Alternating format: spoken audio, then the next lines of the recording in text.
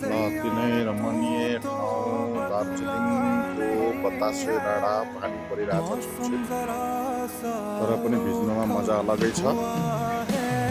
यहाँदेखि फेरि यो एउटा राम्रो गाउँ देखिँदो रहेछ सहर कति सुन्दर देखिएछ यो डाँडाबाट। यहाँ टुरिस्टहरू पर्यटकहरू त्यबाट आउने गरिरहेका छन्। कतिवटा ट्रेनहरू आइरहेको छ।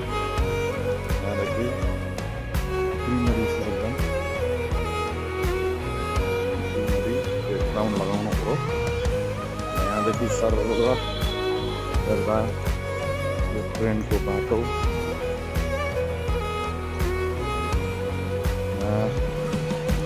यस्तो सुन्दर रमाइलो